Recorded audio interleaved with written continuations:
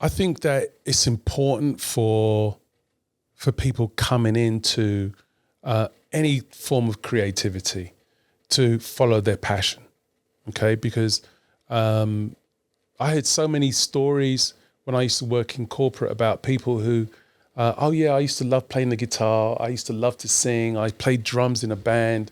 I was a DJ and I gave it up because, I didn't think that it was the right move to, if you wanted to be serious about life, and that's one of the worst mistakes someone could make.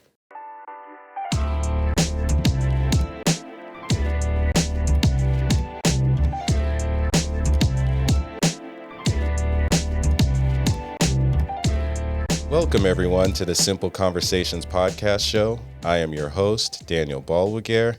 It feels good to be back in the chair and have some great conversations with some great guests. But today I am really excited because I want to welcome a true architect of sound and a curator of energy on the dance floor. My guest is one of the most respected voices in the deep and soulful house community, a man whose philosophy is simple and transformative: to create a safe, inclusive space where joy, expression, and healing flow freely through music. In 2009, he launched Tambor Party, an experience that has grown into one of the leading Afro and soulful house movements in the United States. What started as a vision has now become a powerful cultural force, drawing dancers into electrifying and spiritual moments on the dance floor. Through rhythm, he builds connection. Through music, he creates transformation. Ladies and gentlemen, Afro House pioneer, DJ, and producer, Stan Zeff. Welcome, Stan. Well, thank you for that, Daniel. Thank you for having me on your show. Yeah, honestly, I'm honored to be here. Yeah, thank you. Thank you again for coming through. Yeah. So I just want to say a few things. I have been to your Tambor parties, right, and they are amazing. I just love that everybody there is just so free. Yeah. And enjoying themselves, and they could just be themselves. And especially for me, I feel like it's something where I go into and it's been really uplifting for my spirit. Oh, and great. I was just like, I wanted to just be a part, like anything I can do, anything I can help with, And just by you being there is helping, is supporting, is growing the energy. That's what we need to do. Yeah, definitely. And I want to get more into Tambor parties. But first, I feel like you have an amazing story to tell. And I'm really just curious more about your background. So just like in the movie Brown Sugar, when did you fall in love with music? Oh, wow. That's going way back. I think I came from my parents weren't musical, but my older brothers, I have two older brothers. Okay. 6 siblings altogether. I'm second from last. But my 2 older brothers were very much into music. And my older brother, Wes, he had a sound system, okay? So he had speaker boxes and amplifiers, and he'll go out and he'll DJ at various places. And my eldest brother, he was just like he loved reggae music. So he collected a lot of reggae vinyl, and he was always going out to different parties and stuff like that. So what we had was a boys' room.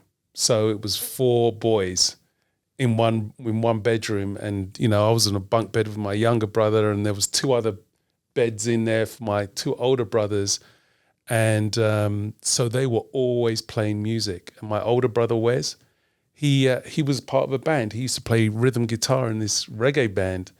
So they used to practice in the bedroom.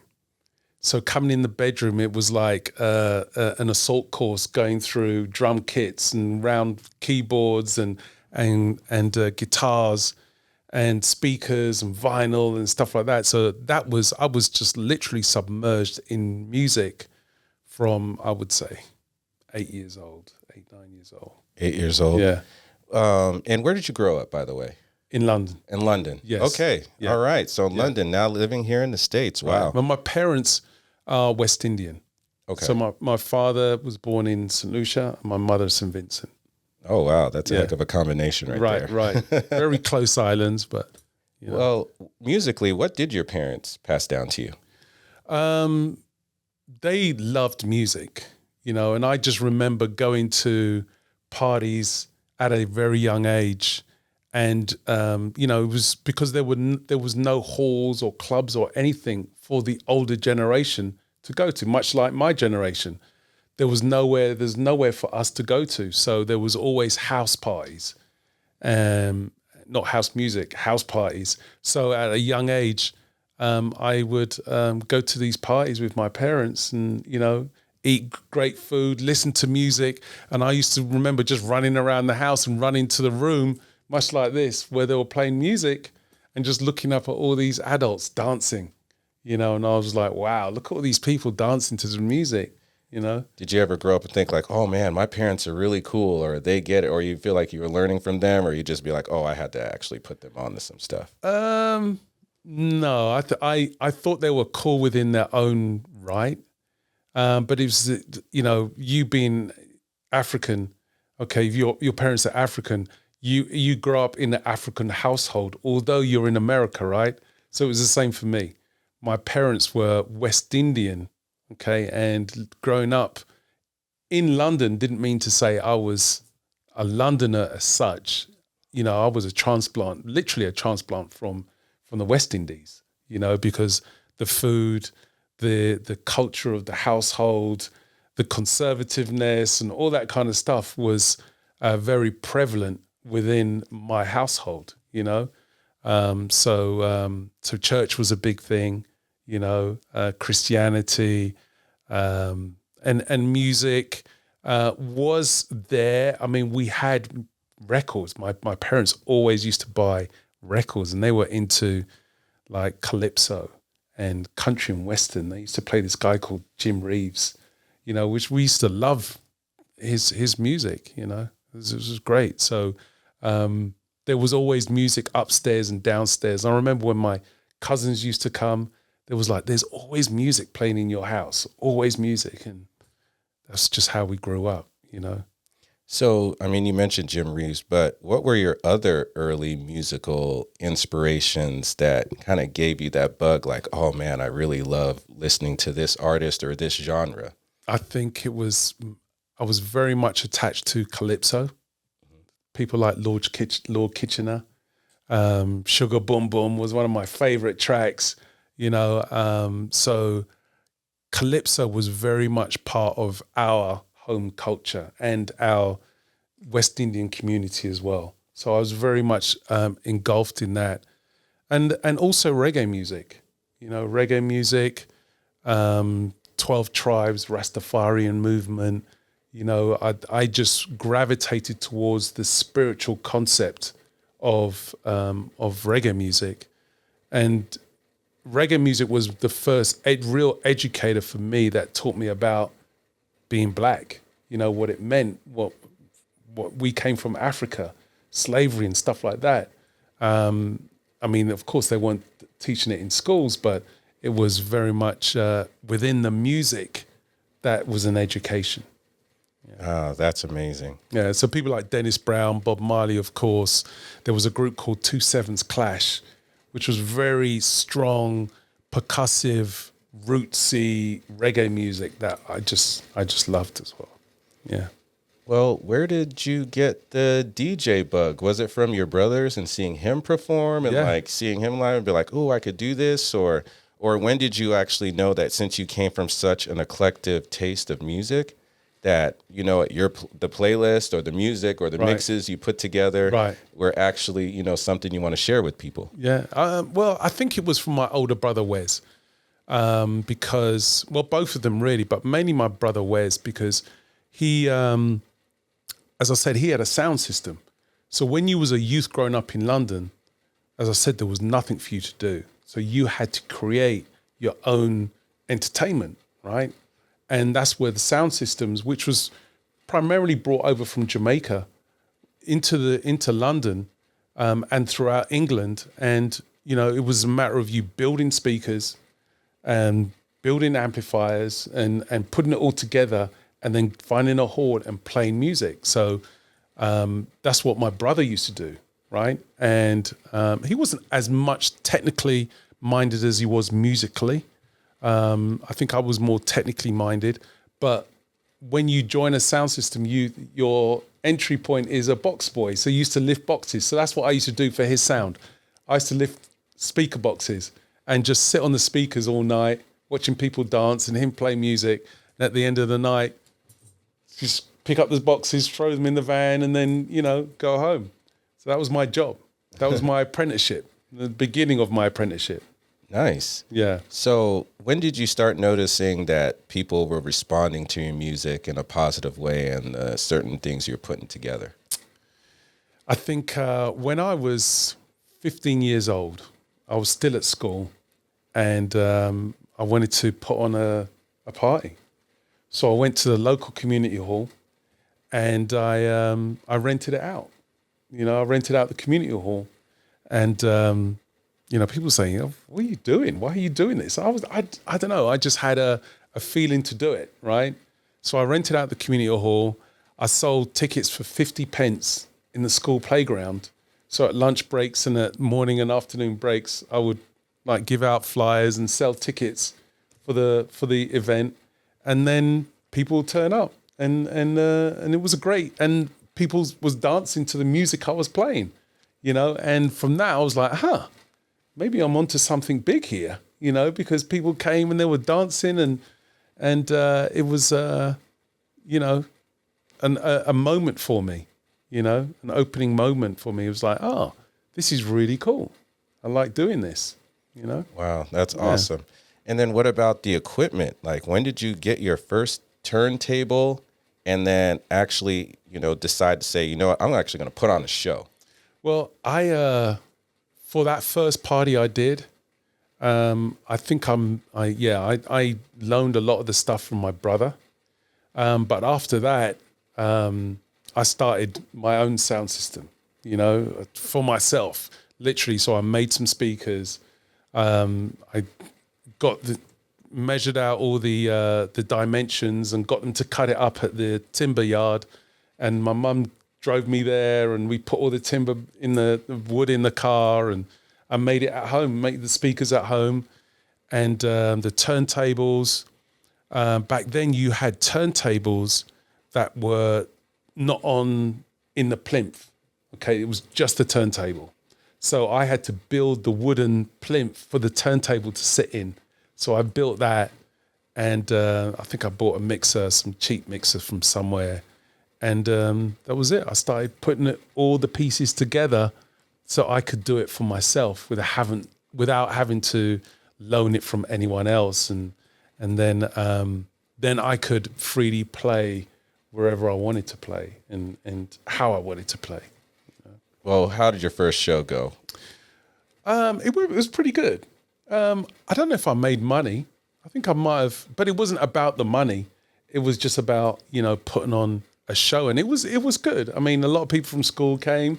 I knew people from in the area, and they came as well. So I probably had about 50 people there, 50, 60 people. Wow, first show. For a first show, yeah. And then pretty good. And then what kind of music did you play? I played R&B. I played things like Cameo. I didn't play reggae or soca or anything like that. I played like Cameo.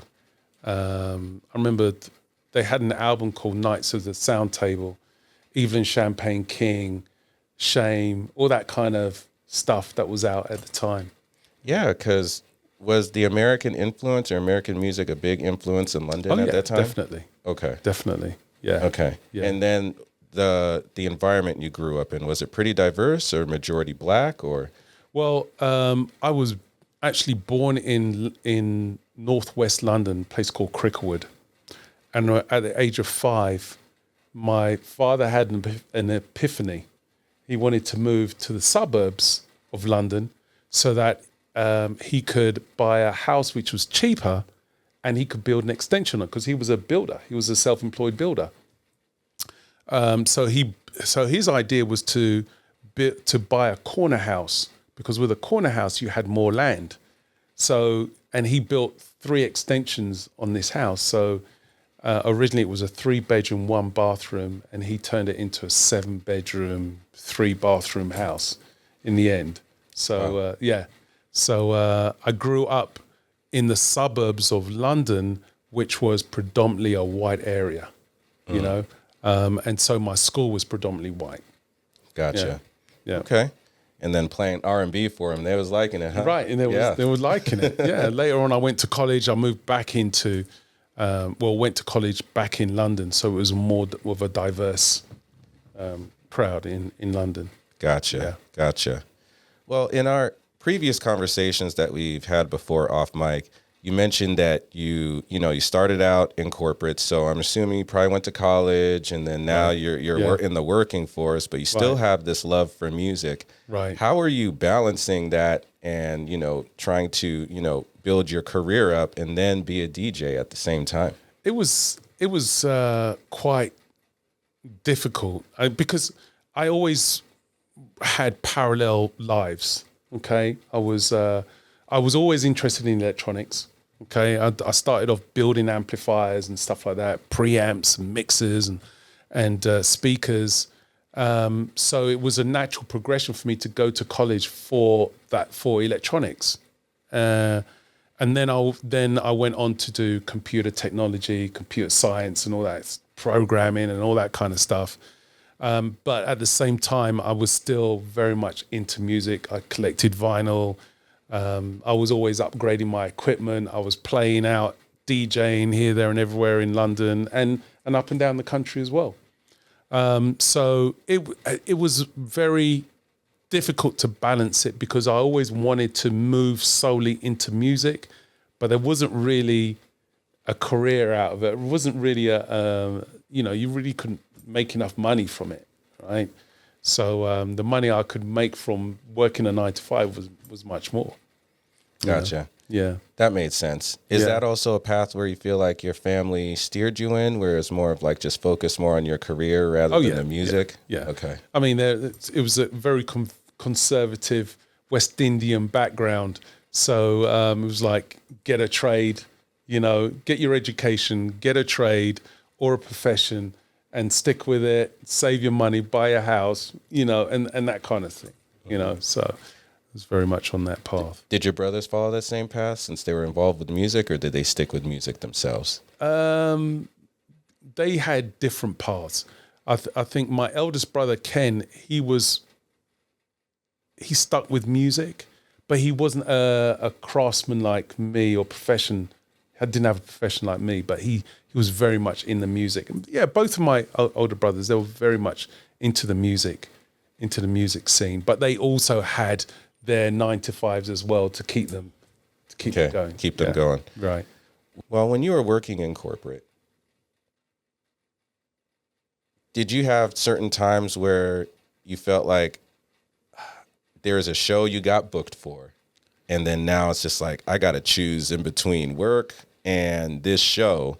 And can you also just name all the places all over the world and where, DJing has took you while you were working in corporate at the same time? Oh, wow. Yeah, that's a great question because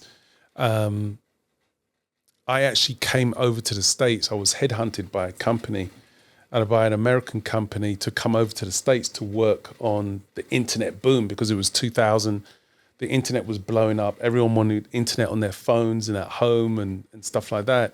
So they wanted people to come over and develop the internet, and that's when DJing really started to change for me, because when I was in London, it was all very much local or up and down the country. So it was like a 3-4 hour drive to somewhere to play somewhere, and you could drive 3-4 hours back down again, But when I came to the States and started in Tambor, and my profession was great. I was getting more and more responsibility at work, doing Tambor on a weekend in Spain, and then having to call in sick on Monday, or leave work early on Friday, pretty much go straight to the airport, get on a plane, play in Spain or France, London, Greece. Then there's Toronto, Montreal. I'm sure there's plenty more places. as well as, California and New York, Chicago, all those places as well. Bali, I've played at, Ghana, that I've been and just like trying to, get back to work on time, as well as doing parties in Atlanta and having on an amazing party on Saturday, and you need the whole of Sunday to get over it, and you're still buzzing from that energy. And then on Monday morning, you got to roll into work, and people's asking you, "What's your weekend like?" And you're like, "If you only knew, if you only knew." Yeah, that's a complete 180, man. Right. Well, my next question actually leads, since you did travel all over the world and all these different locations, how is house music received all over the world compared to how it is here in the United States? House music is like a universal language. Well, music is a universal language, and in any case, but house music in itself is like seeing people's reaction to house music in Greece, and it's comparable to the reaction you get in the States. Is like remarkable. People love the same tunes everywhere around the world, and it's amazing how this scene, which is still pretty much underground, it's not mainstream. It's not like hip hop is, right? Or indie music. House music is getting more traction now, but 15, 20 years ago, it was still a very much underground scene. So to see people having the same reaction all over the world is like gratifying. It's like it's so rewarding, to play music and still see people jumping up and down and putting their hands and their fists in the ground and feeling the spirit of the music. I think that when you play in places like New York, that's a bit different, because New York is one of the birthplaces of house music. So the house heads in New York and Chicago and Detroit, they're very particular about their music, and it's got to be played in a certain way, so you can't just go to, back then anyway, you couldn't just go to New York and play house music. It had to be played in a certain way for them to receive it, So because they were very particular about, because it's like Paradise Garage, the birthplace of Paradise Garage, Larry Levan, and all these monumental DJs and places, clubs that people had been to. That generation of house music, they'd been to the Loft and Dave Mancuso and all that. So they knew house music, and it's the same in Chicago. How is it adjusting from a different city or a different country and like preparing yourself for that show? What is that like? Yeah. Sometimes you have to go with spirit. Sometimes you just have to go and just like, because plenty of places that I've played at, I've been playing for the very first time. So, and I've never been in the club before, and I don't really know what the vibe will be like. You do some research, you may ask some people, but at the end of the day, you've got to be able to adapt very quickly, So when I prepare a set for something like that, I might create some buckets of tracks that are in 3 lanes. So it could be Afro House, could be soulful, it could be traditional house. So depending on how the crowd are, I can bob and weave into the different buckets to pull out what I need in order to get the crowd going based on the vibe I'm getting back from them. Well, when you're on that stage and you're seeing everybody dancing, having fun, enjoying themselves, they're listening to your music, what internally is going on within your heart, within your soul for you? I think more than anything, I move in. When that occurs, I'm in a alpha state. Okay, I'm in a I'm just pure vibe. I'm running off pure vibrations and spirit of the people. And looking at the people, I can see the ecstaticism in their minds, in their eyes. In some cases, I'll see colors coming from people, their auras, just sparking up, and it's amazing to see how people who, people don't realize how spiritually energetic they are and what they give off, in these kinds of settings, because the colors and the energy that they give off is very apparent. I can see it, and very much after gigs, or people might DM me or whatever, I see them on the street, they say, thank you, I had such a great time. Thank you for your, for giving us that music and yourself. And I was like, thank you, because you're very much a part of that experience as well, because I'm feeding off you just as much you're feeding off me. Oh, yeah. I mean, I've seen people on their knees praying. Right. They got their hands up. I've seen people throw chalk on the floor and dance around it. Right. Like something within those people, or the fans, or the people that attend, it really takes over their whole spirit, and they have no problem. They don't care about what's happening around them. Right. You know how it is. Like we've lived in Atlanta for a long time. We've seen the culture and how it is. I mean, some people just show up to the party. They just stand there. Right. There's really nothing going on. It doesn't really feed you. I mean, they're just drinking or smoking hookah. Like, no. You show up to one of your parties, you're going to dance, you're going to move, you're going to feel something. Exactly. And I just think that's the beauty of it. Yeah. But that leads me to my next question. Right. Tambor Party. Right. What is Tambor Party? I mean, you started in 2009. This is your thing. You take it all over the world. Right. Yeah. Please elaborate. Well, tambor, first of all, means drum ceremony. Okay. In the word itself means ceremony. And when I came to the States in 2000, I was very much engulfed in the club scene in London, So coming over here, I noticed a difference, first of all, because especially in Atlanta, there was although there was no segregation, it was still segregated. There was black clubs and white clubs, right? Which was very weird for me, because in London and England, clubs are diverse, right? So that was really weird for me. And people weren't dancing. People, I would see women dance in a club. They would be standing by the dance floor and wait for someone to come and say, do you want to dance? And then they'll go on the dance floor and dance and then go back. And I was like, this is weird, because I'm used to women just dancing, So I was like, you know what? I want to create a party where people are just free, they can just let loose, they can dance, they can just be themselves. They don't need to ask anyone to dance. They can just dance by themselves all night and not need to have a dance partner.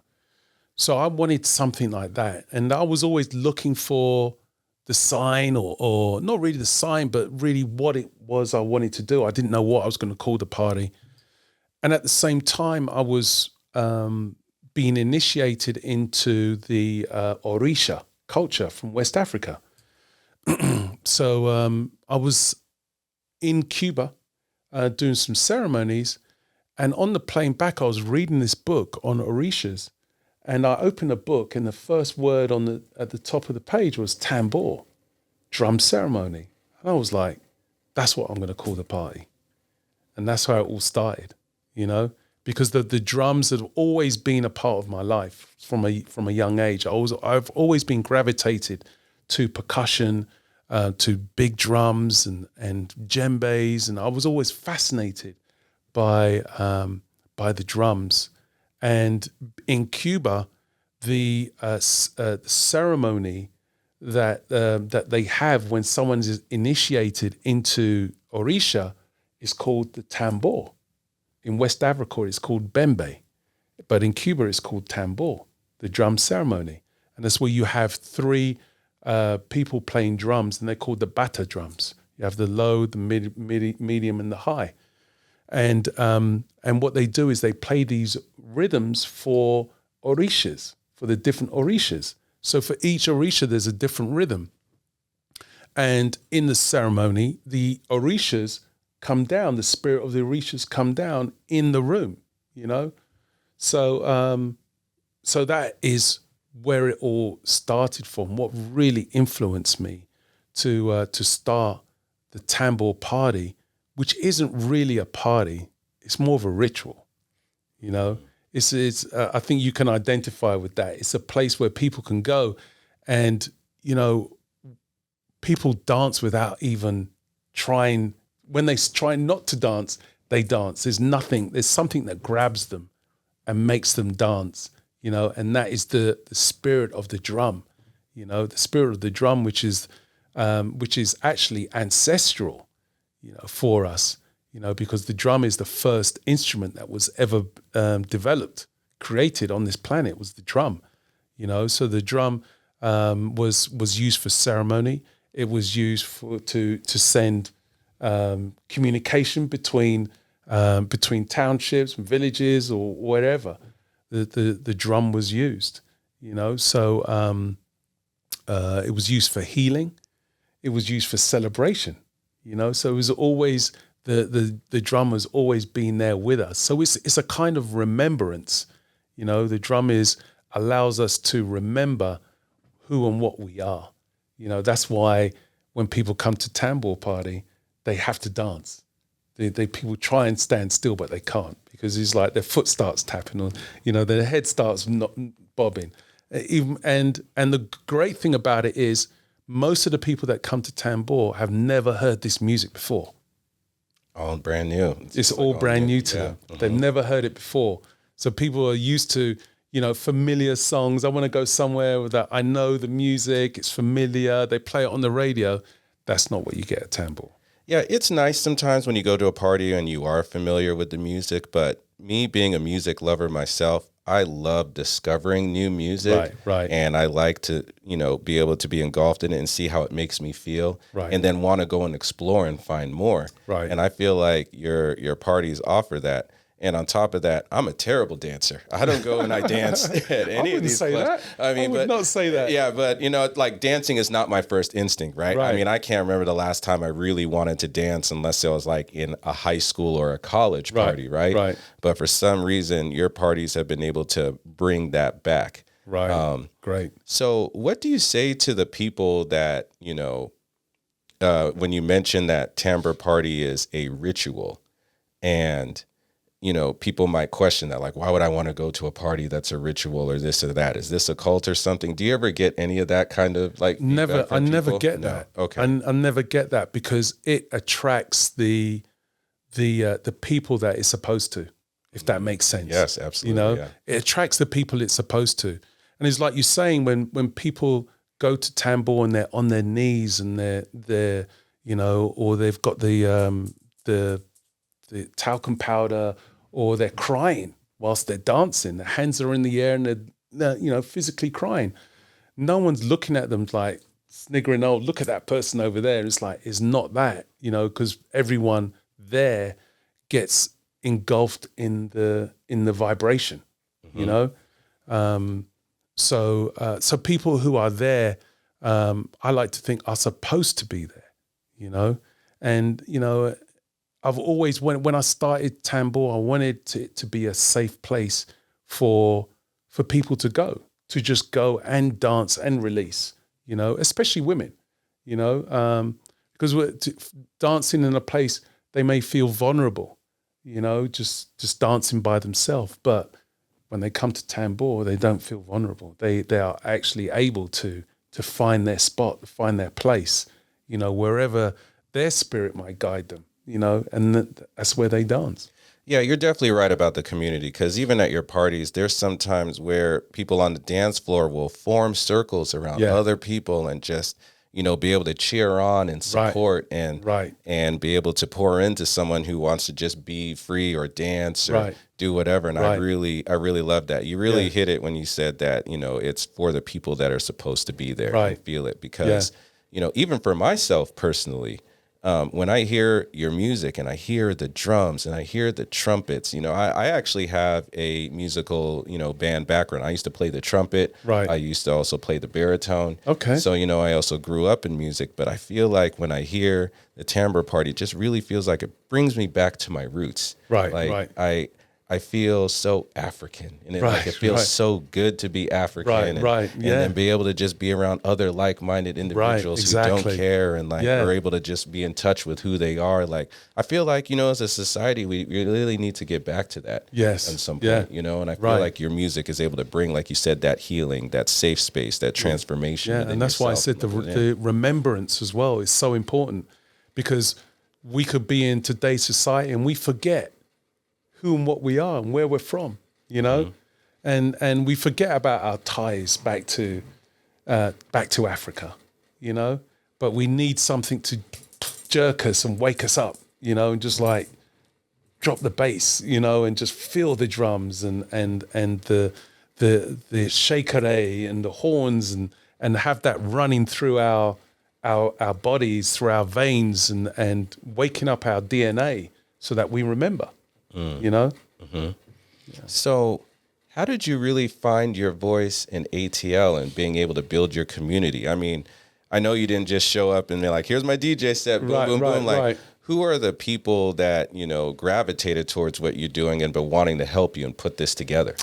So many people that I think I first started DJing in Atlanta like 2003, 2004. So been in a couple of years. I was, settled where I was living, and I was getting the DJ bug. I was like, I need to start DJing, and I met some guys from London, okay, that wanted to DJ as well. So one of them, Mikey Breaks. I'd known him from London. He came over around about the same time as me as well. So we started this group called Global Moods. And what we did was we was playing UK style music for people, in that, having house parties. We rented some halls and stuff like that, some clubs. We played in some clubs, and that was really cool. So we was doing the whole London thing, playing soul to soul and loose ends and all that old stuff. Some reggae music, some calypso. So I was mixing it all up, some rare groove. But then I thought to myself, I need to do something different, So what I started doing was I started playing at lounges. The first lounge I played at in Atlanta was at Carroll Street Cafe. Okay. Yeah, do you know it? No, I don't. Yeah. I got to Atlanta in 2016. Okay, so right. I feel like I miss, every time I hear people talk about Atlanta, it just feels like it was like a specific time. I want to say between like 2003 and like 2012. Right, which is really popping. Just so different. Yeah, right. Just like people were outside all the time. Yeah. Right. It was, Carroll Street is still going now, right? But I used to, the manager at the time was an English guy. So I was in there with some friends. We was eating and drinking and stuff. And we got to know the manager. And he was like, hey, do you want a gig every Wednesday? So I was like, okay, cool. So I started playing in there every Wednesday for a couple of years. And then there was like, oh, we want you to move to our other restaurant, which was Après Diem, which was a much bigger restaurant, more well-known, right in the heart of Midtown, on Monroe. And so I was playing there Tuesdays, Fridays, and some Saturdays. So like 3 times a week I was playing there. And then so many people started coming up to me saying, oh, I love what you're doing. You're playing this house music. I love it. It's great. Do you play anywhere else? And I was like, yeah, I do. I started playing at some other lounges. So I was like, I'll tell you what, give me your email address and I'll email you when I'm playing other places. So I developed, without even trying, I developed this long email address. So I was like, what I'm going to do is I'm going to send out emails on a regular basis of where I'm going to be. So that's what I started doing.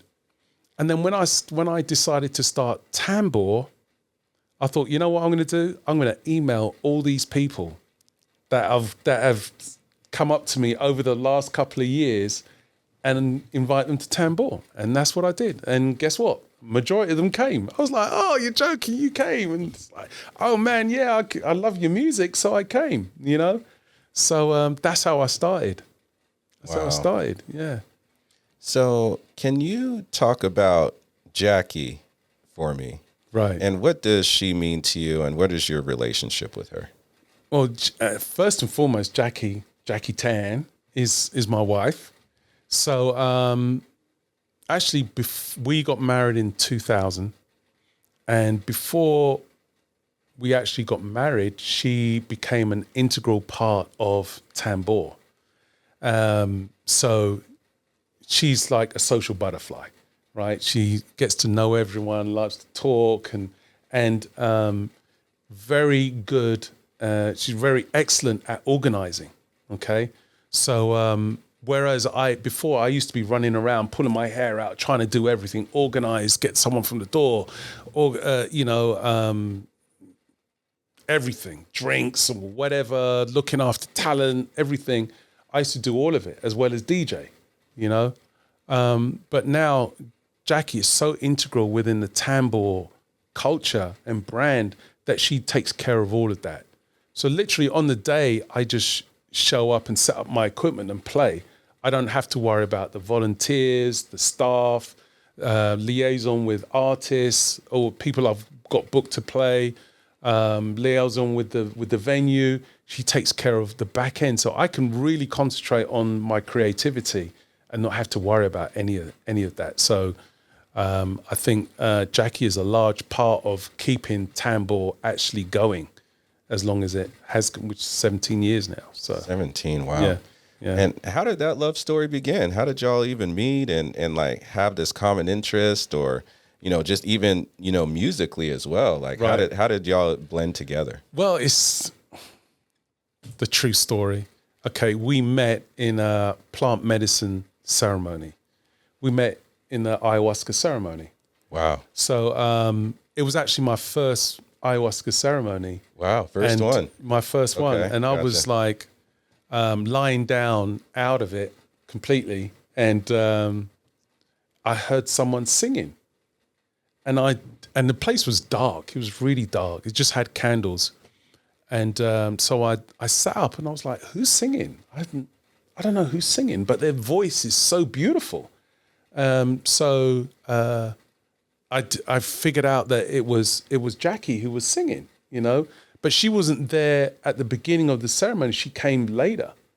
So I was like, oh, wow, this voice is amazing, right? So, and then later on in that same ceremony, I remember something where I went to the bathroom. I was coming back to my base to sit down again. And she said, hold on a minute. And she moved a chair or something that was in my way. And she moved it out of the way. And I was like, that's so thoughtful. It's just like you get to used to a certain type of person in the world that aren't very thoughtful or compassionate. And I just felt a lot of compassion just by that small gesture. So so from there, it's just things just built up, and we became together, and we got married probably pretty much 6, 7, 8 months after we met. 8 months after Within it was wow. within a year after us meeting, we got married. Yeah. So found love through ayahuasca. Through ayahuasca, right. I've never tried it. I've actually been wanting to see what that would be like. Yeah. It changed. It's a life changer. It was for me anyway, it's like therapy from within. It's your own personal therapist. So you work through a lot of things going on within your life that have affected your life that you don't know how it's affected your life or how you are what you are, and it gives you a lot of the answers, but you get the answers from within. Yeah. So what were you going through before you took it? And then what did it reveal to you on the other side about your life? I think before, just finding out answers as to who and what I am, and why I'm doing what I'm doing, you know. I used to answer that question time and time again to myself. Why am I here? Why am I doing this music thing? You know, it's so, it takes up a lot of energy.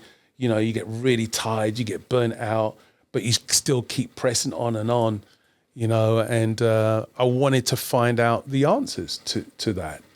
And with plant medicine, you know, particularly ayahuasca, it gave me not just the answers, but the confidence to keep going, you know, because you after a while you just think, you know, am I really good at this? Do I really need to do this? And ayahuasca actually gives you that confidence, you know, by showing you different things in your life. You know, remember when this happened, when that happened, when you met this person, how you affected this person. And it shows you, you know, how people feel walking away from meeting you, you know, which you don't see. You know, you go one way and the person goes the other way, but the spirit of ayahuasca takes you with that person, you know, and you reveals to you what you mean to other people and how you affect not just yourself or your close cipher, but, you know, people you've touched around the world. You know, it just shows you. It's like a movie. It shows you. So it gives you confidence within yourself. And then by giving you the confidence, your spirituality goes through the roof. You know, your spirituality and your creativity as well. Because after doing each ayahuasca ceremony, what I normally do is by instinct, I'm in the studio making music. And I can knock out 5-6 tracks after a ceremony, because I'm like, okay, I've got ideas. I just need to get them out. It's like, you know, I did an EP called Dragonfly, which was released by the New York record label Turntables on Hudson. A guy called Nicodemus. He put it out. You know, it was like a 3-track EP that I did after ayahuasca. Wow. You know, I just knocked it out like that, you know? That's awesome. Yeah. So we got ayahuasca Tambor Parties coming to you soon. No, right. No, that is dope. And that was another thing I did want to ask. I mean, it's one thing to DJ, but you're also a producer. Right. Yes. Right? So being able to make your own music and then now playing your own music and then, you know, people receiving your own music. How is that for you? Exhilarating. Very humbling. Very humbling, because when I first started making music, I was afraid to play my music, because I was like, if I play my music, I might kill the dance floor. Do you know what I'm saying? I was like really nervous about playing my music until I kind of got to grips with my music, like through plant medicine, through playing the music and seeing people's reaction, and that immediately just got me pumped up, you know, to play my music more, and it's just like so exhilarating to see an idea come to the dance floor and see people sweating and dancing and cheering to your music, you know. I remember a track I did called Koinoko. I think it was last year or the year before, and it was like an African world music track. It wasn't housey. It was just like more of an African vibe. And I was so amazed how that was received. And I was receiving messages from people's like, oh, my kids love this track. It's beautiful. And I was like, oh, this is really good. This is really great. And now I've just released an EP called Diaspora. It's a 4-track EP. And this is a bit different for me because I really sat down and listened to the track, because I always talk about when you produce music, you're actually giving birth to something, you know, and it's in the form of music, a collection of putting music, or layers of music, you're putting it together. So I decided I'm just gonna let this music breathe and let it talk, and not let me influence the music. Let the music say exactly what it how it wants to be represented in the world. So that's what diaspora is for me. And it was interesting. It took me over a year to put this one together. That's what's up. Yeah, because house music's not just like a hip hop or an R&B track where you could just go on there, spit a verse, and you get in and get out. Like, it's a feeling. Yeah, it's definitely a feeling, and you're putting your heart and your soul into every note that you're putting together to make a mix and stuff. So I definitely have a huge appreciation for that. I think that's awesome. Yeah. So, being here in ATL, this is a hip hop and R&B city. Yeah. How do you find your niche, your voice, and have it stand out? How do you put yourself out there when you do it? I think what I decided to do many years ago was to create my own lane, no matter what else is going on. There's other house music brands and everything else like that going on in Atlanta. As you said, Atlanta is like the number one place for hip hop, right, in the world. So there is very strong hip hop influence. R&B, everything is very strong. Atlanta is a very musical city, so I decided I have to create my own lane and stay true to what it is I do. And like we was talking about before, whoever comes is supposed to be there. Do you know what I'm saying?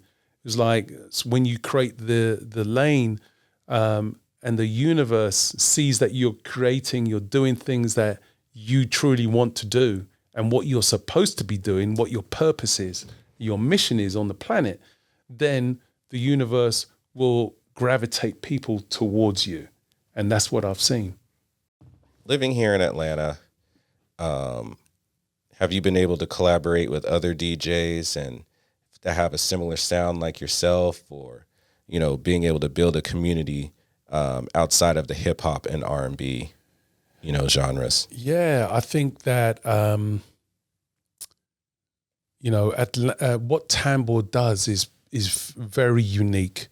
The type of music that I play, the live musicians with the drummers, the dun-dun drums, the shakere, the trumpets, with that music and raising energy is very unique in the city, much less the country. Or, I don't even know many places around the world that do what Tambor does.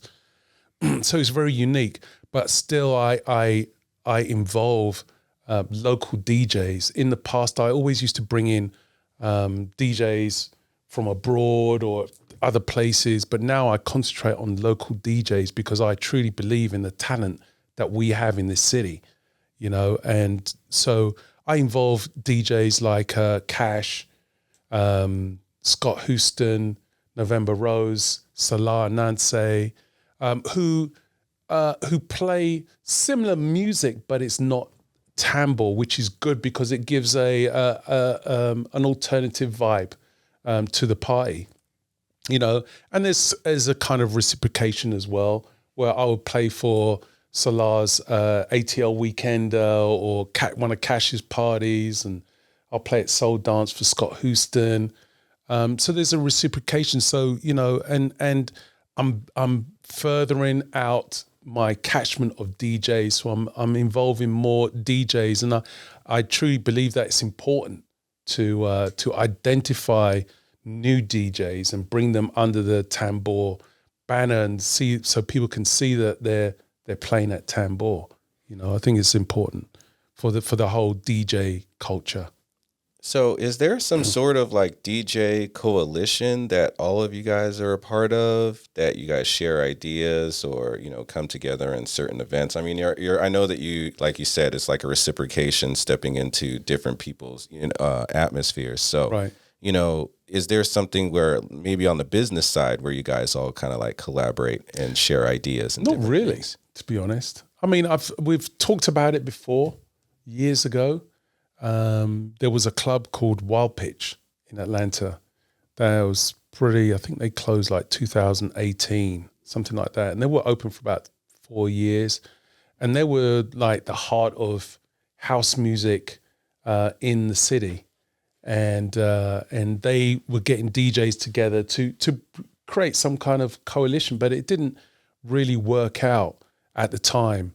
And I think that there is camaraderie with the DJs, and you know, there's always going to be some kind of drama somewhere, but for the most part, with the DJs that I associate with, it's all love, and it's you know, there isn't that serious coalition for business and doing an event all together.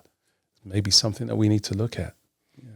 So what kind of words or advice that you want to pass down to either other DJs or people within the community? And because right now you've been able to share your journey and where you came from, but what are the things that you really take away that, you know what, this is something that this generation needs moving forward?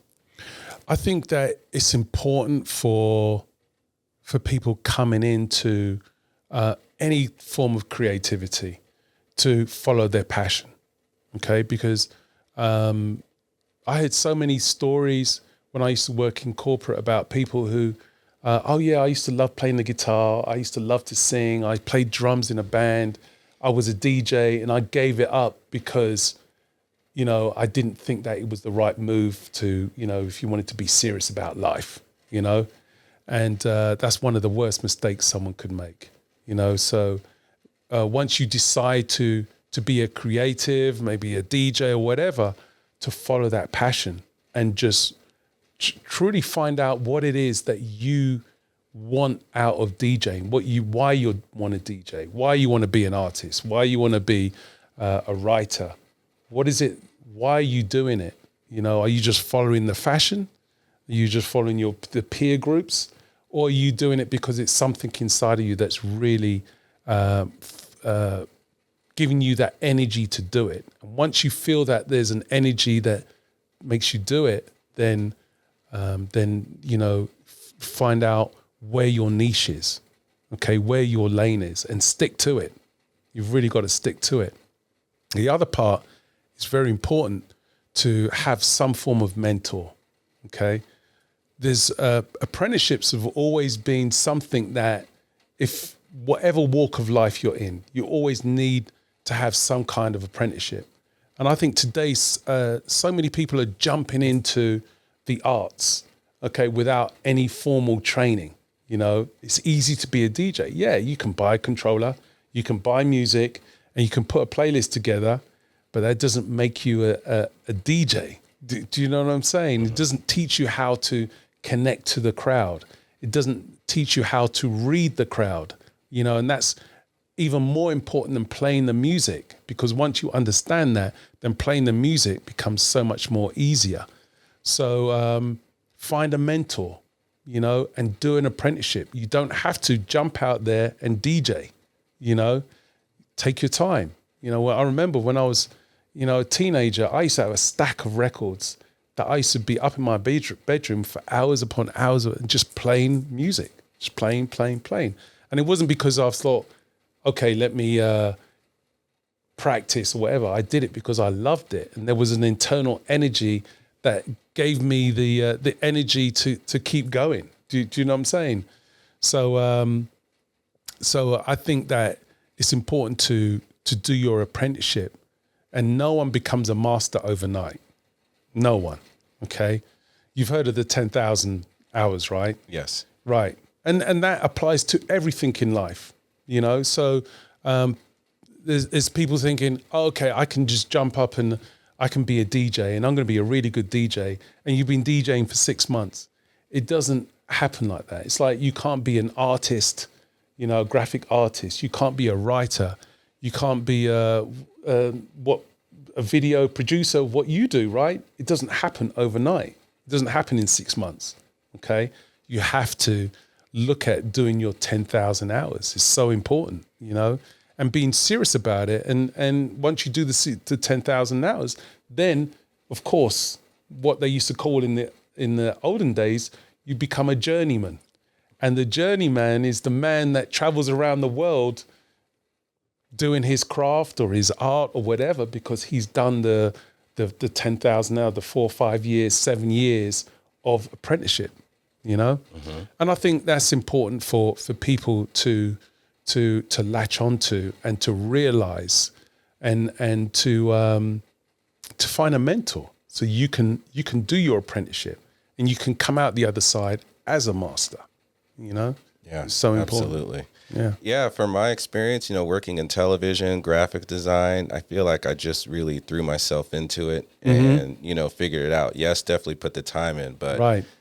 I don't feel like I didn't find any mentors till later in my Right. life, Right. and then I was just like, oh man, I wish I would have had this when I was younger, but also grateful that I do have it now. Right. And then now I'm in a place where I could be able to give that back to other people. And I think that's very important. Right. And mentorship comes in different shapes and sizes as well. Because although you were teaching yourself, okay, you may have been on YouTube, right? You may have been going to seminars. You might have been going to all different things or reading books, right? Mm-hmm. So the author of the books that you liked, that you read up on, that author became your mentor. Mm-hmm. Do you know what I'm saying? Yes. So it shows up in different ways, but it's also strengthens you because now you have the ability to learn by yourself. Yeah, that's true. Yeah. Yeah. How are you trying to take Tambor, or even if it is a goal, are you trying to take Tambor to different states, different cities here in the United States to bring more of that house culture? Like you said, you've been in Chicago, they like their house played a certain way. New York, New Jersey, Detroit, right? Right. Do you still want to take Tambor into all those places and still stay true to yourself? Yeah, I think if it's in alignment, then I definitely will. Because what I'm finding that if I have a lot of offers, but if it's not in alignment, then I'm not gonna go there. Yeah. But just saying that, I've had an offer in New York and Toronto of bringing a Tambor Party to those cities in the very near future. So I'm excited about that. I'm playing in a festival at the end of this month in St. Lucia. Okay, and a few months after that, I'll be playing in a festival in Ghana.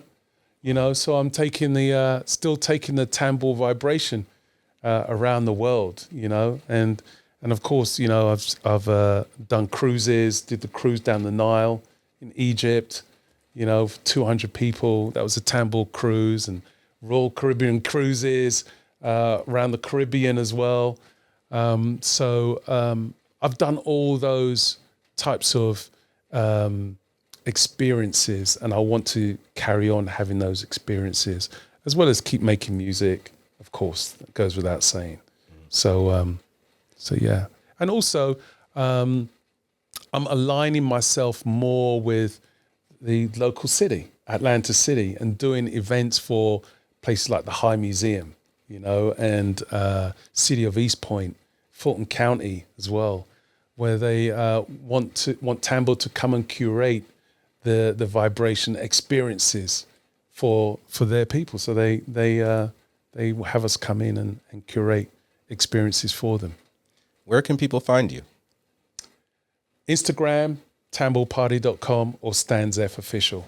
Be a graphic right here. I'll put it all there. There you go. And website is tamborparty.com. Tamborparty.com. Yeah. Stan, it is a pleasure to be in alignment, my friend. Yeah, thank you very much for having me. Appreciate it. Thank you.